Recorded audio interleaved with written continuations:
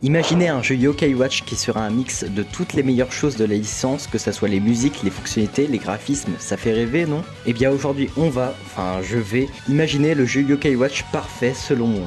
N'hésitez pas à réagir en commentaire pour me donner votre avis et votre vision à vous pour ce jeu. En attendant, n'oubliez pas, l'abonnement c'est extrêmement important et j'ai découvert une stat il y a pas longtemps sur mes analytiques YouTube. Voilà, je sais pas trop ce que c'est, mais cette stat dirait qu'environ 90% des gens qui regardent ma chaîne ne sont pas abonnés. Enfin, c'est bizarre quoi, genre des gens regarderaient mes vidéos sans s'abonner. Je pense que ça doit être un bug de YouTube, donc si votre bouton s'abonner n'est pas activé, appuyez dessus, voilà, peut-être que le bug sera réparé pour la prochaine vidéo, qui sait. Bref, bon visionnage.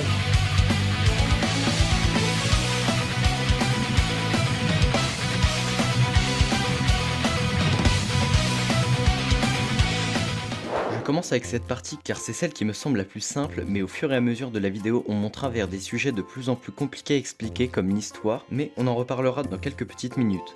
Bref, les musiques de Yokai Watch sont déjà quasiment parfaites pour moi. Je trouve qu'elles sonnent bien et qu'elles s'accordent bien avec les situations dans lesquelles elles sont utilisées. Cependant, on peut quand même remarquer une baisse de niveau depuis Yokai Watch 4. Je trouve que les musiques de combat et les remixes sont réussies, mais les nouvelles musiques de zone ont moins de charme que dans les jeux Yokai Watch précédents, je trouve. Donc pour les musiques, il n'y a pas vraiment grand chose à changer, mais juste à faire attention aux nouvelles musiques de zone. L'ambiance des jeux Yokai Watch est très intéressante car elle est indirectement liée aux musiques. Je veux dire par là que les deux vont de pair. Et comme je l'ai déjà dit, les musiques sont vraiment très bonnes et donc ça fait déjà 1 point sur 2. Mais pour ce qui en est de l'ambiance alors, eh bien je vais me répéter, mais l'ambiance des jeux Yokai Watch est juste exceptionnelle. Ça fait partie de ce qui a fait la renommée de la franchise et c'est aussi ce qui fait rejouer au jeu tous les joueurs encore aujourd'hui. Quand on joue au jeu, on se retrouve vraiment dans une bulle totalement coupée du monde extérieur et il y a des exemples comme Oursival, Grand Val du Passé ou encore bien d'autres. En résumé, l'ambiance des jeux est juste incroyable, il ne faut à tout prix pas la changer. Et aussi on peut voir qu'elle est assez liée à la musique donc, mais aussi au graphisme. Mais on en reparlera tout à l'heure.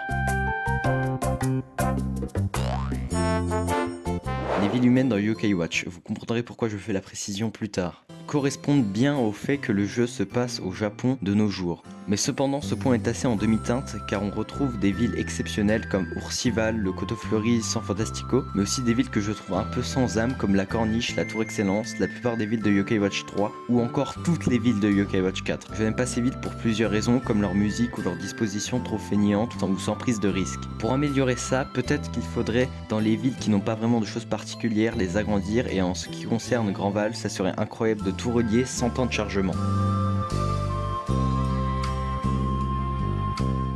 Sur 3DS, les jeux Yokai Watch étaient tous colorés, beaux, mais le petit écran de la 3DS aidait à ça. Sur Switch, Level 5 a voulu tenter de faire un jeu en caméra libre avec beaucoup de choses affichées sur l'écran en même temps. Et c'est plutôt raté parce que ici, c'est pas une section problème, mais le jeu lag, et en plus de ça, il n'est pas très beau. Alors tous ceux qui vont me dire que Yokai Watch 4 est le jeu le plus beau de la Switch, déjà c'est faux, TOTK existe, mais surtout ouais, c'est coloré mais à quel prix?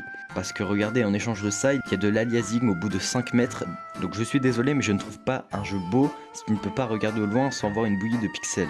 Et malheureusement j'ai peur que Level 5 continue dans cette direction, mais après à voir. Ils se sont peut-être améliorés. Ce qui reste sûr, c'est qu'il faudrait enlever cet effet de flou et d'aliasing au loin dans les décors, régler les lags tout en gardant les mêmes graphismes de base en cel shading. Maintenant, pour les villes du Yokai World, il faudrait rester dans cette direction d'une ville loufoque sans vraiment de sens et c'est toujours quelque chose d'incroyable à explorer pour la première fois.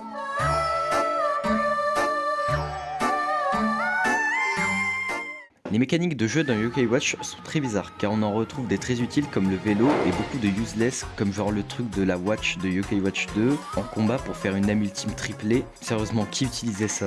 Bon, on peut aussi parler des mécaniques de combat. Je sais que le débat entre le plateau et la roue est un sujet sensible dans la communauté Yokai Watch, mais je vais vous donner mon avis. Pour moi, je ne trouve pas que le plateau soit un mauvais changement, à vrai dire ça ne me fait rien. Après, pour notre jeu Yokai Watch parfait, je trouve que le système de combat de Yokai Watch 4 est le meilleur parce que là, il y a de l'action, là tu sens la présence du boss, parce que je sais pas vous, mais je trouve que les combats dans Yokai Watch 1, 2 et 3 sont un défaut pour le jeu tellement on s'ennuie. Et alors que dans Yokai Watch 4, c'est une qualité, les combats sont dynamiques et plutôt cool, avec le fait que tu puisses contrôler à la fois un yokai et un être humain. Pour les nouvelles fonctionnalités, on peut penser au Bingokai qui pourra avoir un système remanié. Vous avez peut-être vu le short de JLK qui troll en nous faisant croire que le Bingokai de Yokai Watch 5 aurait fuité, mais en vrai, le concept, je le trouve très intéressant. La seule chose à changer par rapport à la vidéo, c'est qu'il faudrait qu'on ne connaissent ni le yokai à l'intérieur de la boule, ni sa couleur pour faire garder du suspense et ne pas faire rager les gens, à faire un parcours pour au final obtenir un Morph-o-Bec.